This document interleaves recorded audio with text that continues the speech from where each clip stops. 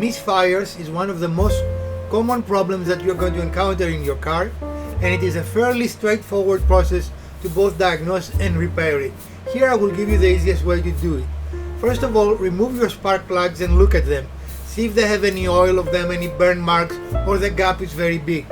Secondly, use an OBD2 reader to see if you have any codes, because usually the codes will identify which spark plug is the issue. Then look and clean your fuel injectors if necessary. Look at the fuel and air intake systems to see if they are clogged and clean them if you need to. And finally, if nothing works, check for your engine compression. Follow our channels to find out more useful ways to fix your car and how to maintain and beautify your home while saving a lot of money in the process.